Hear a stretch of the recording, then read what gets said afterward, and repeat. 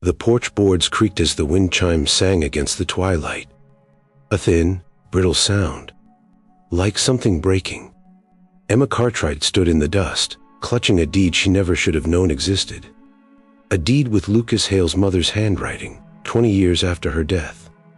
The banker had taken her home that morning, left her nowhere. But when Lucas stepped from the shadows, coat dusty, eyes quiet, he froze at the sight of that impossible signature.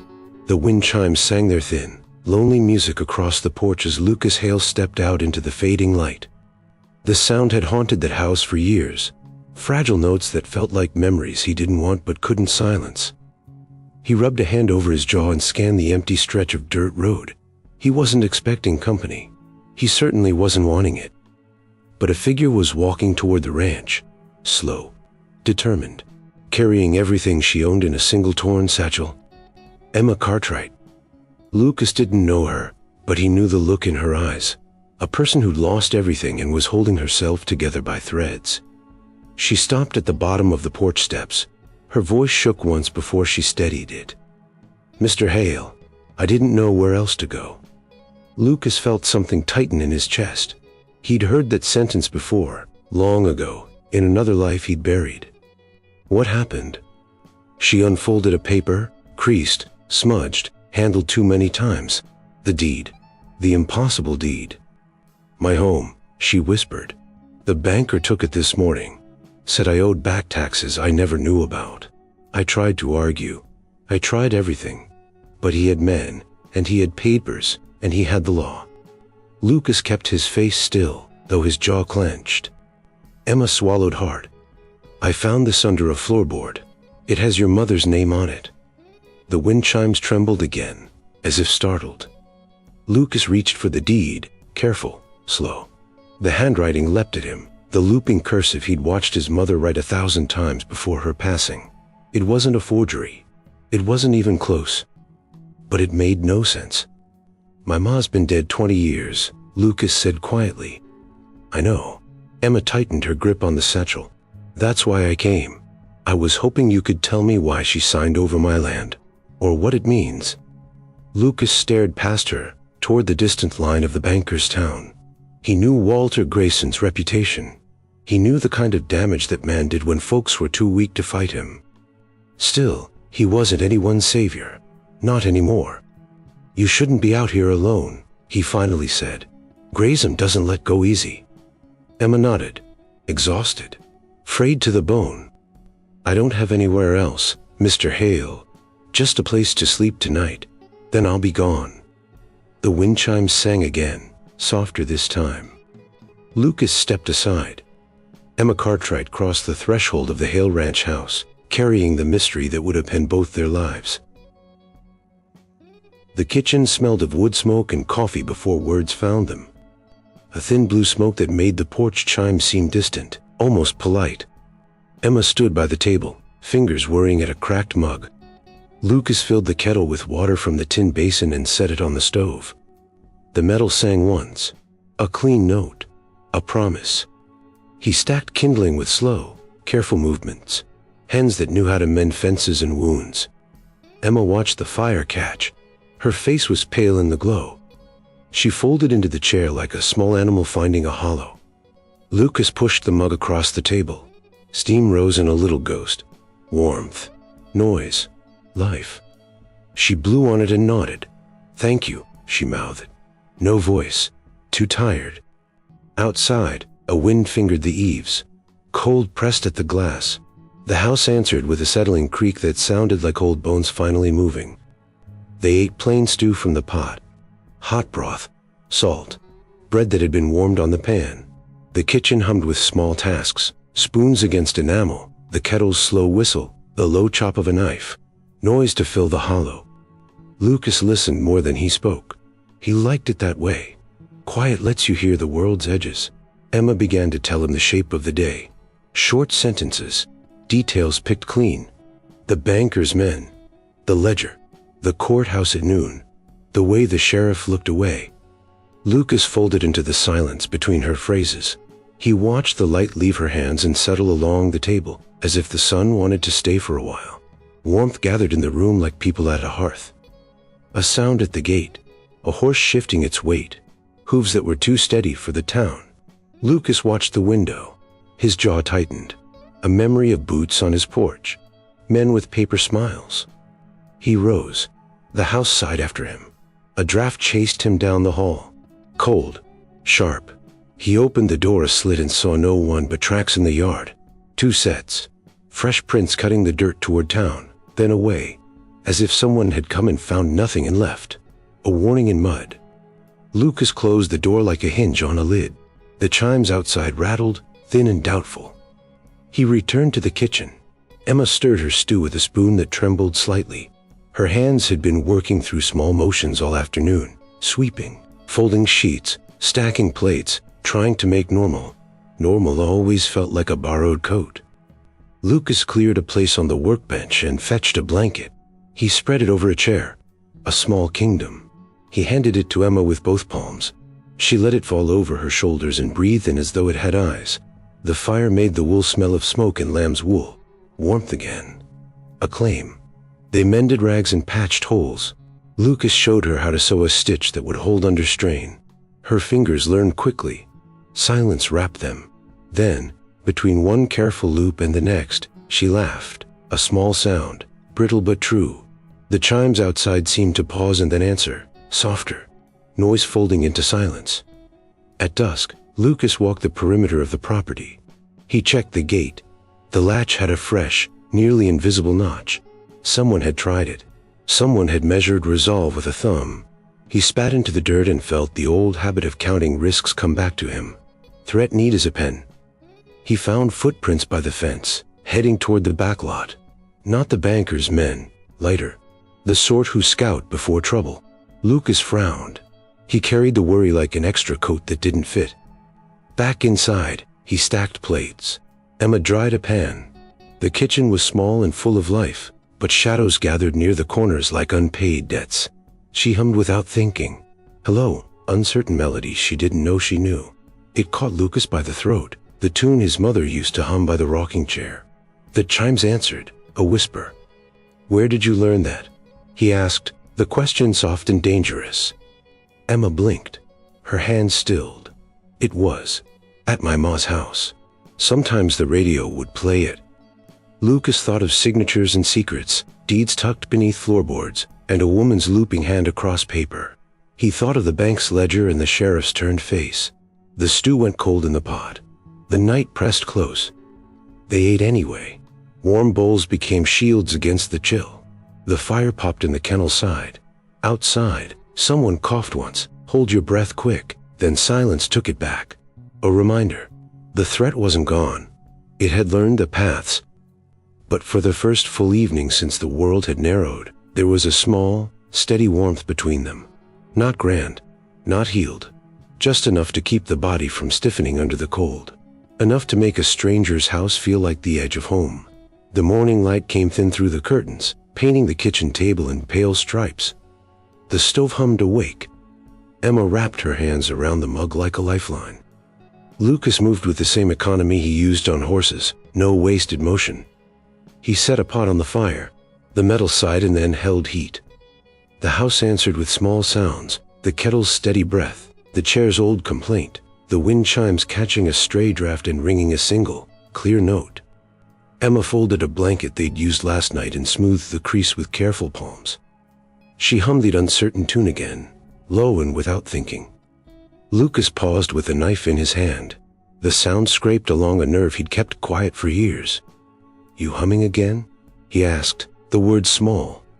She nodded, face half turned. It keeps the house from feeling too big. He watched her move. She stacked plates with a rhythm she'd learned from other kitchens, steady, reliable. It made the world orderly for a moment. Warmth gathered in the small room like coals under a pan. They set to chores without fanfare. Emma swept. Lucas repaired a loose stair. The hammer tapped a slow chord. Noise where there had been silence. Noise to measure the shape of morning. At mid-morning, a cart rolled up the lane. Wheels whispered against packed earth. Lucas swiped his hands and watched from the doorway. A man in a dark hat shaded his eyes. He tipped the hat when he saw Lucas. then looked past him toward the house. Interest edged his smile. A ripple of unease narrowed Lucas's shoulders. The man was just a passerby, or a question, or a ledger waiting to be opened. Lucas stepped out, mourning. His voice was simple. "Good day," the man said. "Selling seeds, tools, best prices to folk who work the land." He gestured at the sacks in his cart. "The smell of oilcloth and rope. Might be you need a bit of spring."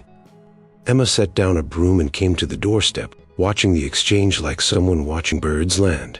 The seeds sounded harmless. The cart did not. Lucas traded a small order. He listened for tone and watched for eyes. The man lingered too long by the fence, peering where the pasture met scrubland. A scout's shoulder, a buyer's curiosity, a man who learns the lay of a place in minutes. When the cart rolled away, Lucas felt the footprint of attention left in the yard. He closed the gate with a hand that did not tremble.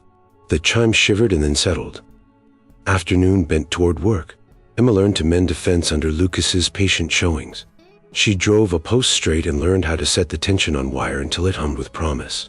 Warmth in the sun on her back, cold in the shadow of the barn. The rhythm of labor stitched them closer. Silence between them filled with small instructions and fewer words.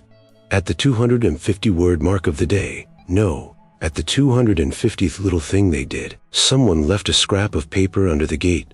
A folded corner, a note. The paper smelled faintly of cigar smoke and old ink. A warning without words. Lucas unfolded it at once. One line. Visit the bank, or else. The handwriting was precise and polite. Graysom's mark. The threat fit the man who used law as a whip. He crumpled the paper and held it until his fingers whitened. Cold pushed at the edges of the yard like a tide. Emma watched his face close. The sound of the kettle on the stove became sharp. The chimes answered in a single slow tone, like a breath held too long. They spent the evening making the house habitable. Lucas taught Emma how to mend a torn shirt so the stitch held when pulled. She learned to read the weather in cloud and wind. They hung a curtain to catch sunlight in the bedroom. It made the room feel smaller and safer. Warmth in corners. Silence made more tolerable by small domestic noises. The thud of a quilt, the scrape of a chair across the floor. That night, someone creaked the latch at the back gate. A soft sound. Practiced. Purposeful. Lucas was the first awake. He padded across the floor, bare feet on cold boards, and watched the shadow that moved past the fence. Not the heavy boots of Graysom's men. Lighter, younger, a spy step, a reminder that the world outside had not forgotten them. He closed the curtains and returned to the bed. Emma's hand found his in the dark. Her fingers were small and cold at first, then warmed by his palm. The chimes, far outside, chimed once, an uncertain note that folded into the night. They slept with the door closed and a lantern low by the table. Warmth pooled around them like an oath. Silence kept them, but not entirely. There was the faint cadence of hoofs in the distance, a town that turned its back when trouble came. There was also breathing nearby, steady, close, a promise that for the moment they were not alone. Morning would come, and with it the ledger and the lawyer's call. The threat had left its calling card. But under the roof, between the small sounds and the small mended things, something else was beginning to live. A fragile, warming thing that could be fed by coffee and shared work. A thing that might, reluctantly, become family. The morning began with frost on the window panes, thin and white like breath held too long. Emma scraped the glass with her sleeve and watched the sky warm by inches. Lucas set a pot on the stove. The metal gave a soft ring, a small noise that tried to chase off the cold settling in the corners. The wind chimes outside trembled once, a single note, curious, uncertain. Emma reached into her satchel and pulled out the folded papers, the deed, the half-burned note, and the scrap she'd found beneath that loose floorboard. She placed them on the table like pieces of a life she no longer owned. Lucas eyed them while he poured coffee. "You said you found these under a board?" She nodded. There was dust, old, like no one touched it since the house was built.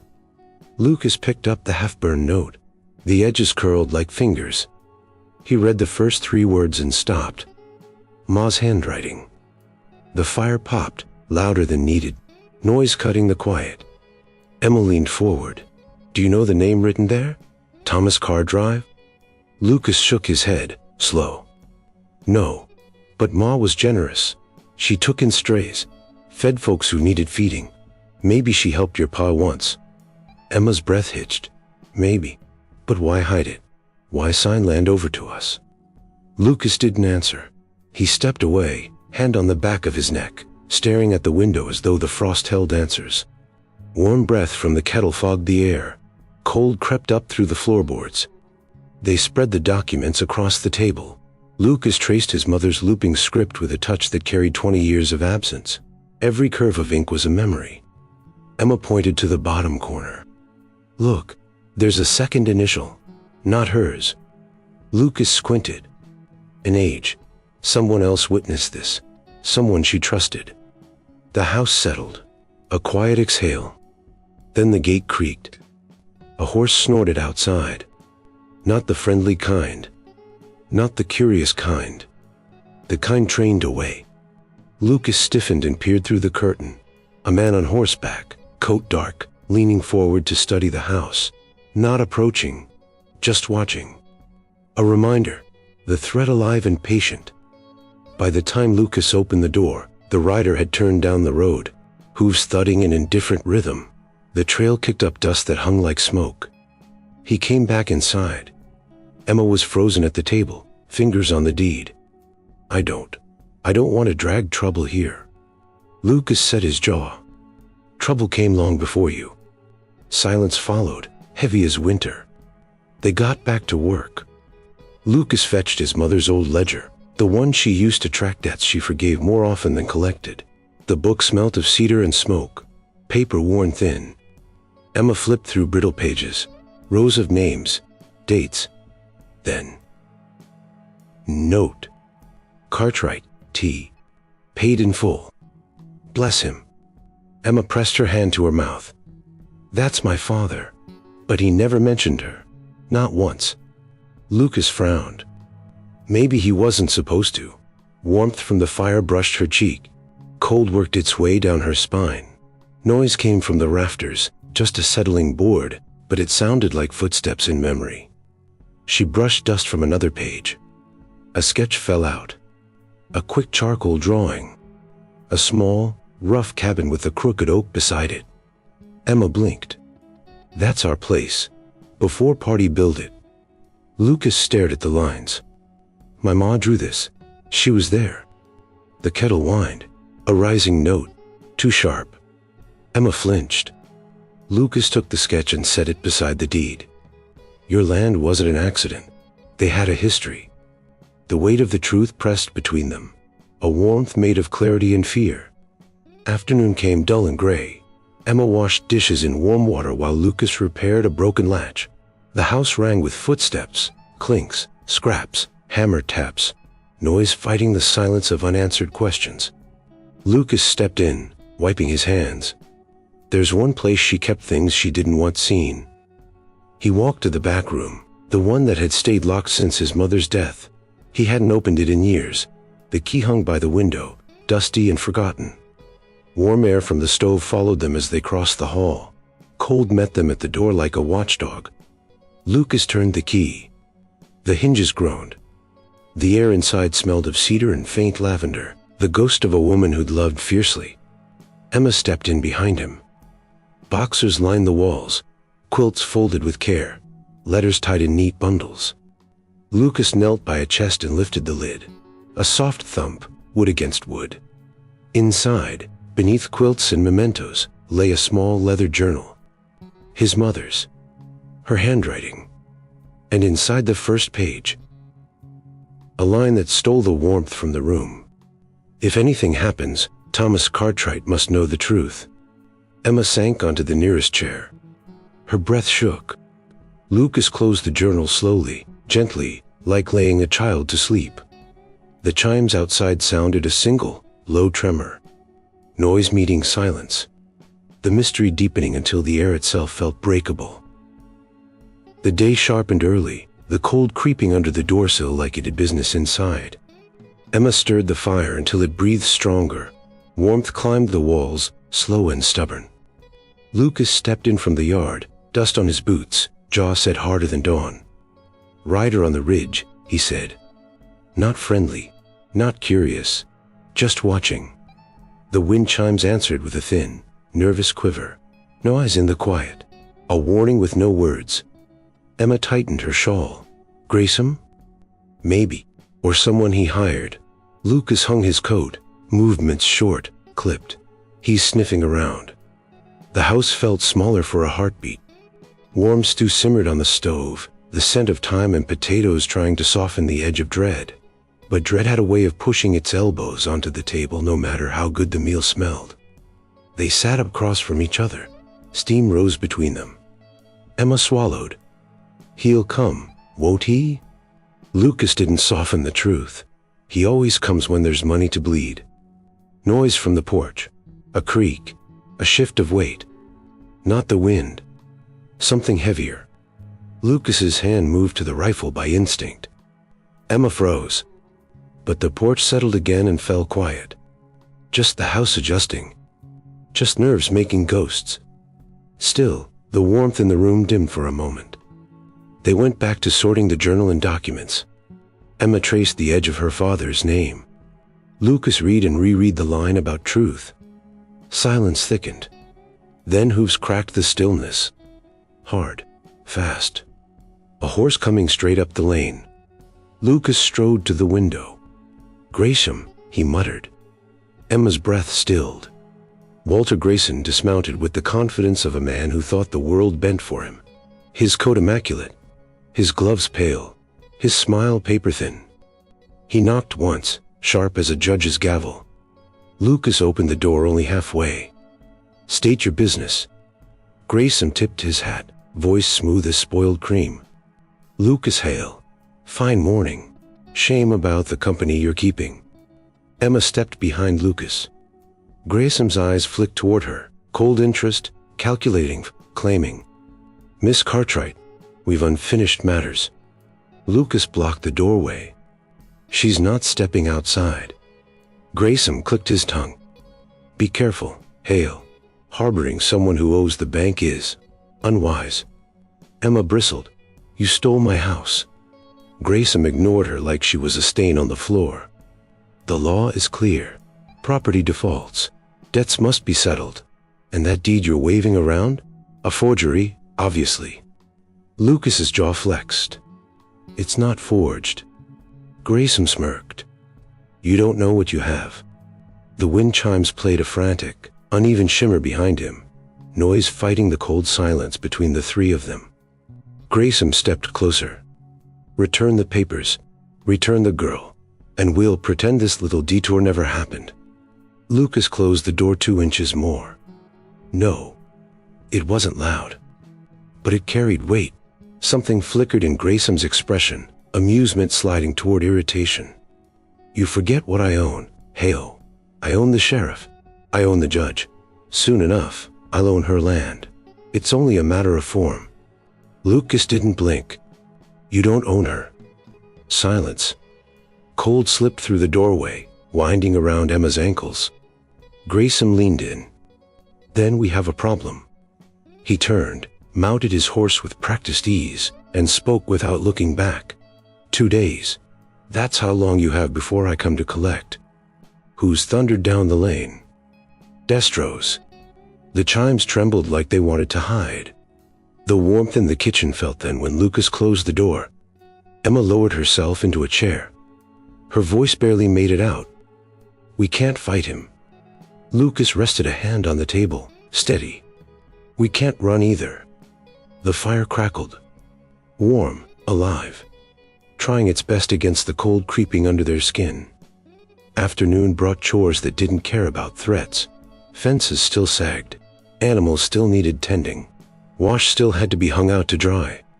Emma worked the line, pinning sheets that snapped in the wind. White cloth, white breath, white frost gathering on the grass. Then she saw it. Footprints near the wash line. Not Lucas's. Not hers. Fresh. Someone had walked right up to the sheets. Watched her. Then retreated toward the tree line. She called for Lucas.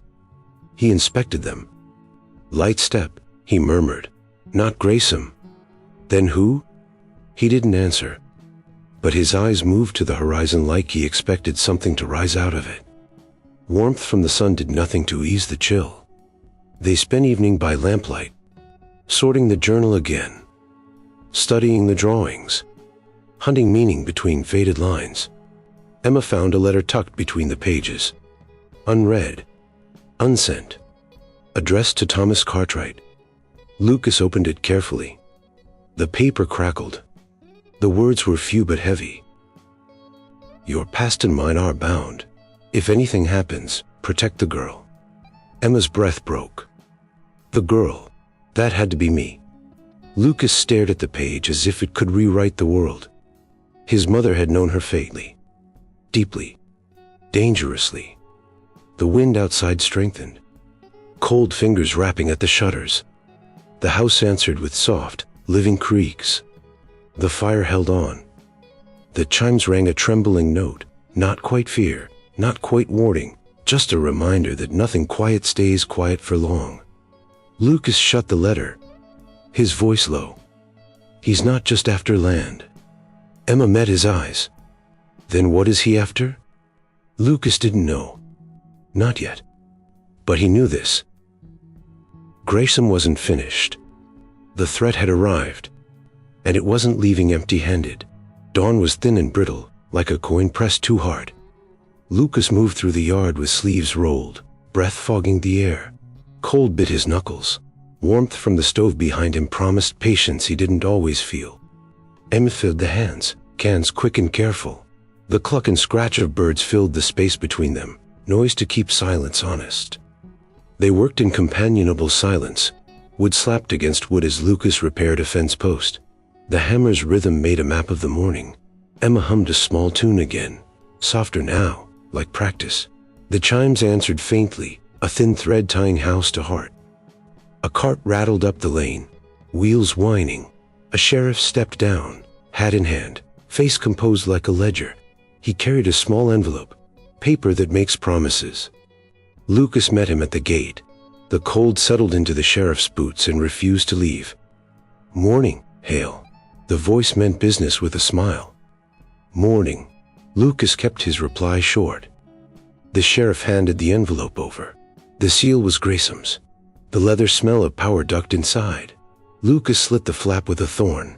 Inside, a notice, appear in town to answer charges of fraud regarding disputed property. A court date circled in ink. Who'd is? Emma's fingers went rigid on the gate. The kettle on the stove whistled in the distance as if to mock a plan. Noise that felt like a timer. You've been served, the sheriff said. Lucas watched the man turn away, watched the cart's dust settle like a warning. The sheriff's soups faded, leaving nothing but the impression of a law leaning with a banker. They closed the gate and sat at the table. The paper lay between them like a cold fish. Warmth from the stew tried to heal it. Silence pressed down hard. Emma spoke first. Voice then. We can fight. Hire a lawyer. Lucas shook his head. Cost money. Grayson owns most of it. He owns the court's patience. Outside, a sound. The scrape of metal against wood. Someone testing the barn door. Not forceful, deliberate. A thief's politeness. A reminder that threats can be patient. Lucas set his jaw and left Emma by the window. He walked the fence line, boots crunching frost, eyes tracing the tree line where someone had been watching. He found prints, more than one set, too light for Graysom's men, too practiced for children.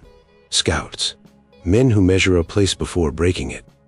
He returned to find Emma with the journal open, turning pages with careful fingers.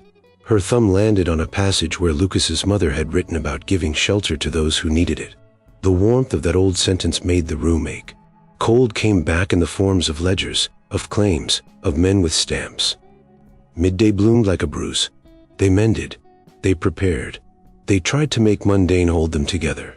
Lucas patched a roof tile while Emma scrubbed pans until their edges shone. Noise like apology. Silence like a held breath. A shout from the road cut the afternoon. A boy, breathless, waving a scrap of cloth. Note, he cried. Left at the post. He pointed. The scrap was small and crude, tied to the fence rail. A single sentence scrawled in a hurried hand, leave town. or blood will tell the truth. Lucas tore the paper down, fingers raw with anger and cold. The note smelled of cheap ink and cheaper threats. Warmth drained from the kitchen as if someone had carried it off. The chimes outside rattled, sharper now, like teeth. They sat by the stove, words minimal, decisions necessary. Emma's cheeks were hollowed by worry.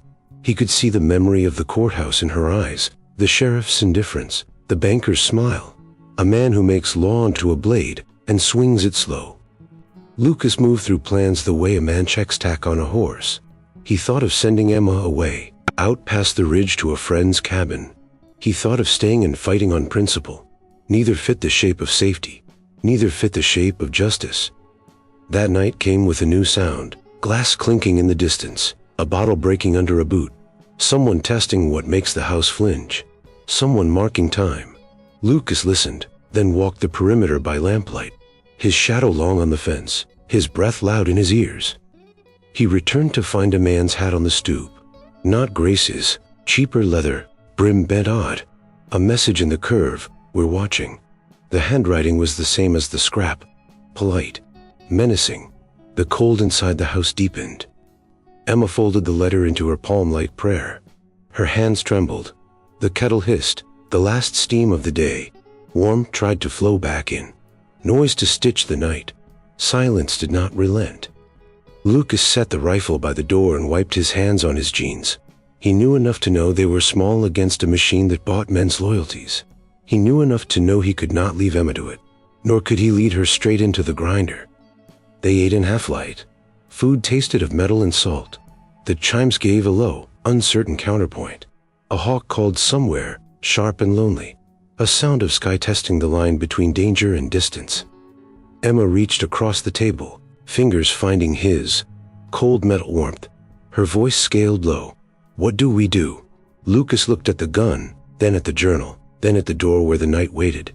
He felt the weight of his mother's pen, of her ledger, of a promise scribbled in the margins. "We hold," he said.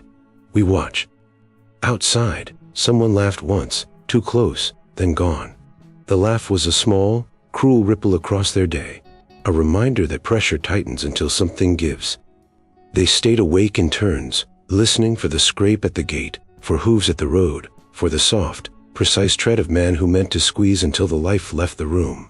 Warmth came in fits. Silence closed in like a hand. Noise kept them company. By morning, the ledger had a new mark, a summons signed, stamped, a formula thing that made violence polite. The house hummed with the small machine of daily life, water boiling, curtains shifting, the chimes that had started his morning now sounding like a metronome of war. They were squeezed. From town, from paper, from men who knew how to turn both into threats, and the space between them, thin as a thread, held tight. Frost lay in the hollows like spilled salt when Lucas opened his eyes. The kitchen smelled of last night's Sambers and tinny coffee. Warmth survived in corners, stubborn and small. He checked the stove, thumbed the kettle, listened for the house to speak. It answered with boards settling, a quiet chorus of life. Emma moved through the room like someone learning a map. She set a cup down, fingers lingering on the rim. Her eyes held sleep and worry in equal parts. Outside, the wind chimes gave a single, nervous note, thin as a wire. Noise that pulled at him like a loose stitch. They worked. They did the ordinary things with the precision of people keeping a secret alive, mending, sweeping, feeding.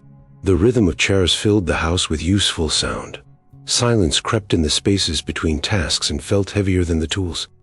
At mid-morning they were shouting from the road. A wagon came up fast, gravel spitting. Men leaned out, voices sharp. They called Lucas by name and called the ranch a place to watch. The sound was meant to be noticed, meant to unsettle. Lucas met them at the gate. Their leader had Graysom's mouth and his two calm eyes. He didn't bother with pleasantries. He handed over a paper stamped with authority and malice. A notice, trespass on Grayson property reported. Pay fees, cease occupation, remove within 24 hours. Emma's hands went cold on the fence rail. Warmth from the sun did little to melt the note's threat. Noise from the wagon wheels and men's laughter hammered at the edges of the quiet. Lucas tucked the paper into his pocket and watched the men ride away with satisfaction like a trophy. The chimes outside rattled, a dry little sound, a reminder the world had a way of closing in. They mended the gate that afternoon. Lucas set a new latch and hammered until sparks flew, noise to push back the low hum of dread. Emma held the board steady, shoulders against the cold wind. She hummed the old tune, this time under her breath, like a prayer meditated into a thread. The house absorbed the sound and warmed a notch. At 250 words into the day, someone rattled the mailbox. A quick, practice knock on metal. Lucas opened it to find a coin, dirty, stamped with Graysom's crest, and a scrap. "We'll see how kind you are when your pockets run empty."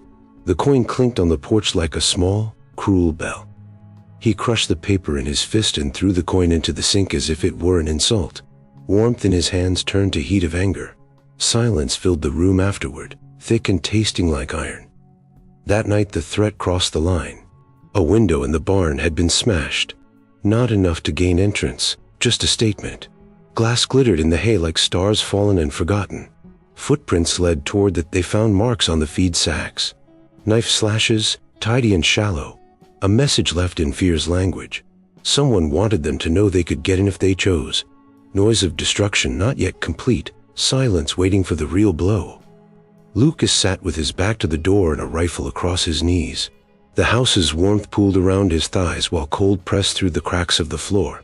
He could smell horse sweat and wet leather in the air, a foreign tang that clung to worry.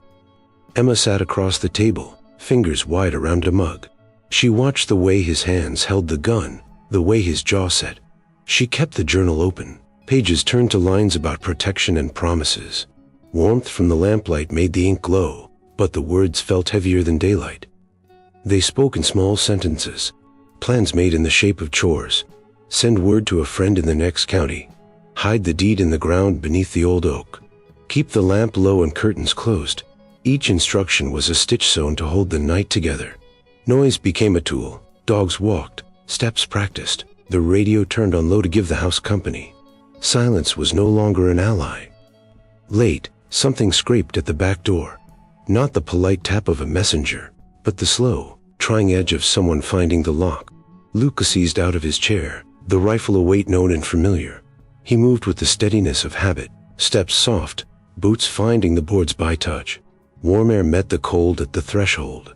The chimes outside caught a gust and rang out in a long, single note, an alarm at a cradle at once. No one stood on the step when he peered out, only the knight and prince trying to hide themselves in shadow. A hat lay in the dirt, a cheap thing, brim flattened. He picked it up. It smelled of tobacco and someone else's certainty. A message inside the hatband. Next time, we won't leave proof. Lucas closed the door slowly, the sound a vow. He set the hat on the table like an accusation. Emma ran her fingers along the rim as if she could read the threat by touch. Her hands trembled and then steadied. Warmth bled from the stove into their palms. They slept in turns with lights low. The house was a cocoon of small noises, the kettle ticking, the chair squeaking, their breathing timed like sentries. Outside, men moved in the dark, a distant thud here, a shadow there. The chimes answered at odd intervals as if marking out the hours between assaults. Morning came with frost and a smear of red on the porch, paint, or a warning in blood's color left for show. Lucas washed it away with a single cloth, hands firm, fingers steady. The act did nothing to erase the fact that someone had crossed the line. The noise of water over wood was a small mercy. He loaded the rifle and walked the perimeter. He watched the tree line as if expecting the world itself to rise and offer an explanation. None came. Only tracks in time and the slow constraint of a plan being tightened. Emma met him at the gate, scarf wound tight. Her eyes were glassy with fear and something else, resolve leaning towards something like courage. She held out the journal, a page marked with an address and a name, a line scratched into the margin, "If you must fight, fight for what's true." Lucas tucked the journal into his coat. The house behind them breathed, warm and defiant. Silence had been broken. Noise would follow. The line had been crossed, and the world outside had turned from warning to action. They stood together at the edge of their land, listening to the chimes tremble like an anxious heart, and waiting to see what storm would answer. Dawn came slow, like a promise being tested. The house held its breath. Warmth from the kitchen lingered in corners. Cold sat in the rafters, patient. Lucas checked the rifle by the door again. The metal was steady under his palm. He felt its weight like a promise and a burden. Emma stood at the window, hands folded, eyes on the lane. Her fingers were steady, but her jaw worked. Fear and habit practiced there. Outside, the wind chimes rang a single, bright note. The sound cut the morning air and settled in their chests. They ate in silence, coffee hot and bitter, bread torn into rough pieces. The meal was small. The resolve was not. Lucas listened for town, listened for boots. Noise was the enemy and the ally. A passing cart could be a distraction. A shout could be a warning. At mid-morning, a rider came up the lane. Not Grayson this time. A lean man, face lined, eyes cold. He carried a paper folded in a way meant to insult rather than inform. The rider dismounted and walked straight to the porch. He placed the paper on the step and did not speak. He left like a shadow. Lucas picked up the paper. A summons. A man named as witness. A time set for noon. The paper smelled of ink and intention. They had time. Not much. Enough to move things that mattered. Enough to plan one hard choice. Emma moved with purpose. She took the deed on the journal. She wrapped them in cloth and tied the bundle tight. Her hands did not shake now. Lucas checked the locks. He made sure the dogs were fed and quiet. He spoke softly, words like tools. He told Emma what he would do if they came for the house with force. He promised to be careful. Noise rose from the road. Hooves, shouts, men moving with purpose. The farm held a rhythm of threat, the sound of the world closing up. They stepped out together, Lucas with rifle ready, Emma with the bundle at her side. The sun made hard shadows on the lane. The sheriff rode in with a posse, faces familiar in town, faces bought by coin. Grayson walked among them, gloves spotless. He smiled at them like a man offering a coin. "This will be civil," he said. "Just the law." Lucas watched the sheriff's hand near his hip. He watched men shift their weight to look younger, meaner. The noise of horses and murmurs built a wall. Lucas moved forward. He kept his voice low. "We'll go to town. I'll stand with her." A small promise. Grayson's smile narrowed. "You do that, Hale, and you'll find allies then." His words smelled of threat. The crowd waited. Silence fell like a lid. At the courthouse, the room smelled of dust and ink. The judge was a man who preferred clean decisions. He listened to Grayson's lawyer like a man expecting a script. Lucas spoke plainly. Emma watched him form the words. He said what mattered. He told of the deed, of the journal, of the sketch. He showed the page where his mother had written instructions. The lawyer scoffed. Evidence was turned into argument, paper into performance. The judge let the lawyer speak long enough to waste time. Outside the building, Grayson's men leaned against posts, talking. Their laughter was a dry thing. It beat on the nerves like a hammer. In the middle of testimony, a scuffle began at the back of the courtroom. A man shoved another. Voices rose. The sheriff's men moved to separate them. Lucas felt the knife edge of panic. Noise cracked like glass. He stood up, calm in motion. He walked toward the rear where the trouble had started. By the time he reached the door, a man had been knocked to the floor. Papers flew like birds. Someone had taken the chance to snatch at Emma's bundle. Lucas turned and saw a shape bolting from the window. Hot air hit his face. The world narrowed. He ran. The sun hit him blind. He jumped a fence and grabbed a glimpse of a hat vanishing behind the courthouse. His breath burned his throat. Emma called his name. She chased with a sure, furious speed he hadn't seen. She did not stumble. They cornered the man in an alley. He was younger than the others, eyes full of the kind of fear that makes men dangerous. He had the bundle. Lucas aimed the rifle. He did not fire. He needed proof more than blood. He needed the truth. The man staggered. He dropped the cloth. Lucas grabbed it. The journal tumbled out, pages fanned like a bird finding the air. On the ground, Grayson's men started to move. Noise rose like tide. Lucas squared his shoulders and stepped between them and Emma. "You lay a hand on her. You answer to me," he said. The words were a line cut in the air. Grayson stepped forward. His men flanked. The sheriff watched without reaching. The crowd leaned in. Then Lucas did what a man who'd been practiced in peace finally had to do. He moved with a speed that surprised everyone. His fist connected. A man went down. A gun hand rose. Another man launched. The sound of gunfire split the air. Sharp, bright, terrible. The world erupted into noise. Emma ducked. The bundle protected her like a noose. Splinters flew from a fence post. Warm blood smelt like iron under the sun. When the smoke cleared, 2 men lay groaning. The others were winded and stunned. Grayson's face had gone hard as stone. Lucas stood breathing hard. The rifle was empty. He had a cut along his brow and dirt and streaks on his cheek.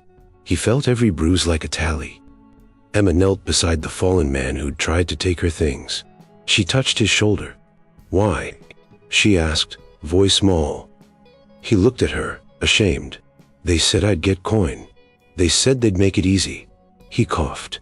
"I didn't know it was your book." The sheriff moved then, finally, to call for order. Grayson straightened and collected himself like a man smoothing a coat. He looked at Lucas with a calculating, slow smile.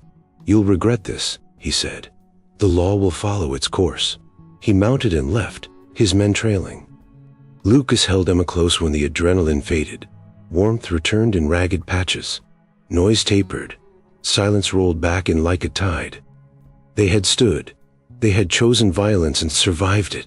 The house would hold them tonight, but not unscarred. The line had been crossed. The cost had been counted. Emma pressed the journal to her chest. Her hands shook. Warmth flowed through her like a river found. Lucas watched the sun fall and thought of his mother's words tucked in the pages. They walked home slowly, each step a careful sound. The chimes outside the ranch sang a long, tired note as if marking a day that had been burned into memory. Dawn crawled in thin through the curtains. The house exhaled. Warmth pooled around the stove. Cold stayed in the corners, stubborn and blue. Lucas moved slowly. The rifle hung on its peg like a shadow he couldn't shake. He checked the latch. He checked the journal. Small noises, wood, metal, made the house feel alive. Emma sat at the table, the journal open like a map. Her fingers traced Holden as if feeling for footprints in a field. The pages smelled of cedar and thyme. Warmth in the breath between words. Silence holding its place. They read aloud in turns. Short sentences.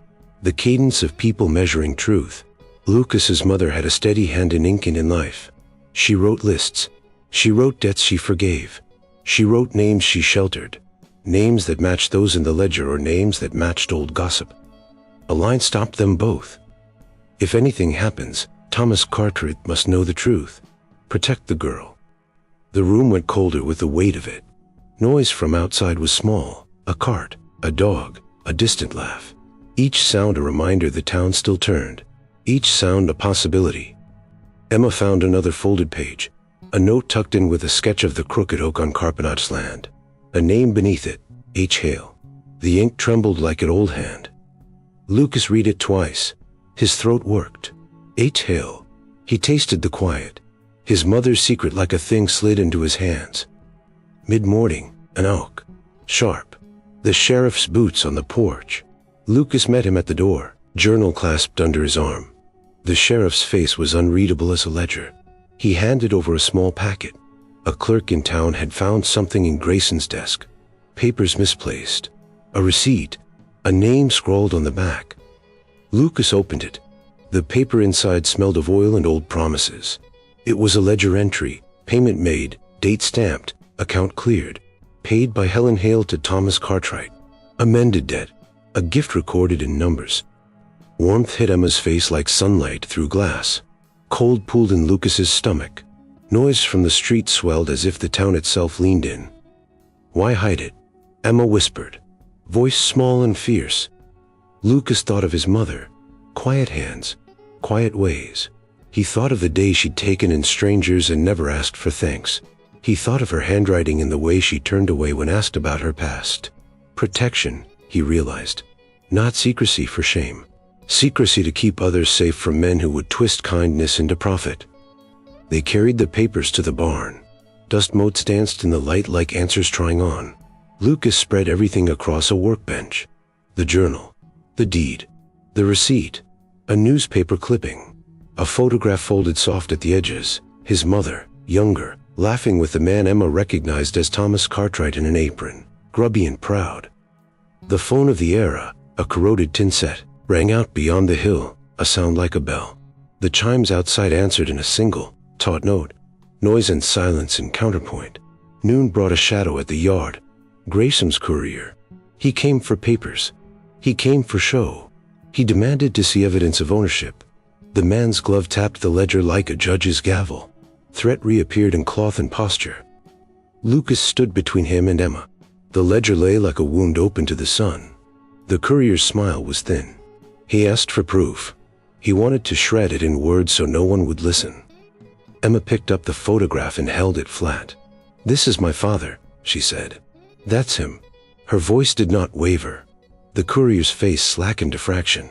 He didn't expect sight to be proof. He expected ink he could buy. A whisper moved through the porch trees. Someone from town, an old shopkeeper, had watched. He walked up, slow, and set a hand on the photograph. He knew the figures. He had ledger entries of his own. He remembered the day Helen Holla paid Cartwright's debts with grain and coin and kindness. He remembered the barn hands who waited her table. His voice was small and sharp. "Helen paid. I saw it." Noise gathered. Murmur. The scrape of chairs. The shuffle of feet. The courier muttered about hearsay. Graysom's men shifted like wolves smelling impatience. The sheriff listened, face blank as an envelope. The danger was patient. The threat was law-made muscle. Emma went to the ledger and pointed to the line where Helen had written "paid in full." She read it aloud. "Paid in full. Bless him." She read the date. The crowd leaned in. Warmth flooded her words. The cold of accusation met them and recoiled. One of Grayson's men laughed low. "Forged paper can be bought cheap." He walked toward the table like he intended to prove his point. The noise it made pulled at the house's seam. Lucas didn't move fast. He moved deliberate. He set his palm on the letter. "You'll touch it a new Lancer in front of every face here," he said. His voice was as steady as the gun he'd used and refused to use. A small conflict tightened like a wire. The shopkeeper spoke up before the man could strike. "You trying to steal a town's memory?" His hand tapped another ledger. "There's witness in ink. There's witness in life." The courier backed off. The sheriff sighed and took the papers. He read, slower now, the evidence laid out plain. Law moved. It moved clumsy and slow, but it moved. The sheriff's pen made a mark. A summons was quashed. The district messenger left with orders to hold. The danger folded, for now, into bureaucratic seams. Evening fell with the house smelling of stew and the ink of hard truth. The chimes outside sang a warmer note, softer and almost shy. Warmth returned as if called back by name. Silence settled, not empty but full of the day's answers. Emma held the photograph to her chest and laughed once, a sound like something breaking free. Lucas watched her and thought of his mother sitting by the rocker, humming. He felt the ledger in his hands, solid and true. He closed the journal and placed it on the shelf with a care that felt like forgiveness. The reveal had not erased the cost. Graysom's shadow still moved in the town's corners. Paper could be true and men could pretend otherwise. But truth had teeth now. It had witnesses. They closed the barn door together, the sound final as a bell. Outside, the chimes chimed one small, honest note. The night took it up and carried it like a promise. Spring leaned in like a hand warmed at the stove. The frost had finally let go of the low places. Warmth clung to the porch boards, soft underfoot. Emma hung sheets to dry in the morning sun. They snapped crisp and white in the breeze, like a promise. Noise and light knitting the day together. Lucas moved through the yard with a slow attention, checking fence lines, eyes on the horizon. He still felt the scrape of a bullet's wind on his skin. A bruise that time would fade but the memory would keep. The chimes on the porch chimed a different tune now, lighter, less brittle. They caught the sunlight and threw it back as small, faithful notes. They worked the land together. Emma taught the children from town to mend nets and count eggs. Lucas taught her to read weather by cloud and wind. Warmth settled into hands and into the way they moved beside one another. Silence between tasks held contentment rather than fear. A storm cloud gathered one afternoon, thin and quick, not the kind that breaks barns but the sort that tests patience. A rider from town arrived, breathless and wide-eyed. He carried a scrap of news. Grayson had left town for a season, moving his debts toward other places. The threat had shifted. Not gone, just elsewhere, like a hound moved to a new scent. Lucas listened while the writer spoke. The news put a new weight in the air. Warmth stayed close to the house, but cold pockets lingered beyond the gate. Noise from the town reached the valley in snippets, rumor, laughter, the clink of coins. The world kept turning. They tended the garden. They planted root and seed. Emma dug with a sure hand. Lucas dropped seed into his palm and showed her which way the soil leaned. Noise of spade and stone filled the day. Silence grew comfortable between breaths. At the quarter mark of the season, someone left flowers on the doorstep, simple wildflowers tied with twine. No note, just the soft, bright thing. The gesture was small and strange. It made the house glow. It also reminded them that people had been watching, and sometimes watching turned to help. Warmth came in gifts. Cold kept its distance. They fixed the roof and painted shutters. Laughter came more often, rough and real. The journal was bound in a new place on the shelf. It said just thumb but whole. The deed was safe under the oak, buried with the stone that bore Lucas's mother's initials. Memory kept in the earth. A messenger arrived on a quiet afternoon bearing good news and bad. The county had revoked a pending writ. The ledger in town had buried Grayson's maneuver under public record and witness testimony. Good news. The bad, men who'd worked for Grayson were still in need of coin. They had options, and some chose violence for pay. The thread had not learned mercy. Noise rose at that thought. A clinking bottle, a hat thrown down. Evening brought music. Neighbors gathered on the porch with fiddles and a harmonica. The sound cut through the cold left in corners and filled the yard with company. Children stamped their feet and clapped. Warmth pooled in the center like soup on a table. Silence now was chosen and gentle. 250 words later. No, 250 small memories. A shadow walked the lane. A man stopping to ask for help. He limped and smelled like rain and regret. Lucas met him at the gate. The man's eyes told a story of a life bent by choices. He wanted food, work, something steady. He also carried an apology about the past and rumors of Grayson's remaining men. A small conflict that required the main one, mercy or suspicion. Lucas fit him. He put the stranger to work mending fences. Anna watched, careful and patient. The house hummed with tools and the man's slow answers. Noise kept them modest. Cold eased where hands were busy. The stranger left after a week, stronger and steadier. He waved at the gate and never once turned his head back to look like a fled dog. Warmth returned as if it had learned not to flinch. But the image of his limping boots stayed in Lucas's head, proof the world had edges they could still stub a toe on. They planted an orchard. Saplings took root like new rules. Children marked rings on a post to track the first harvest. The journal recorded births, repairs, debts repaid in kind. The ledger that once stained with injustice now brimmed with small accounts of community, bread shared, tools borrowed, hands repaid. Silence between entries felt like healing. A year to the day since Emma had crossed the porch, the town held a small gathering. The sheriff spoke, and his voice did not carry the old weight of Grayson's threat. The old banker's name was a cautionary tale now, told by folks who had learned to keep their own records. Noise of voices made rope to pull them together. Warmth and shared memory. Lucas stood and listened. He thought of his mother's handwriting, the way she made room by mending other people's lives. He remembered the night they had fought and the taste of iron in the mouth and how it had led them to this place. The cost had been counted. The gain was measured in small moments, sleep without glancing, laughter in the kitchen, a child's hand warm in his palm. At dusk they stood on the porch and the chime sang a slow, sure melody. The sound no longer carried brittle edges but was full and round, like a bowl ready to hold soup. Emma leaned her head on Lucas's shoulder. His arm found the curve of her waist like it had always known the line. A cart rolled by, men tipping hats. A reminder, the world still turned and sometimes greed traveled with it. Lucas watched until the silhouettes faded. The cold behind him had thinned into a distance he could look past. He climbed the hill to the old oak and unwrapped the deed. He pressed the paper to his chest, the ink their covenant. The roots held the earth and the earth held the promise. He felt the ledger's weight, past debts settled, future obligations pledged. They would teach their children to read both a ledger and a promise. They would teach them the difference between law bought and law earned. They would teach them how to make a chime and hang it where wind could touch it. Noise would be a comfort. Silence would be a rest.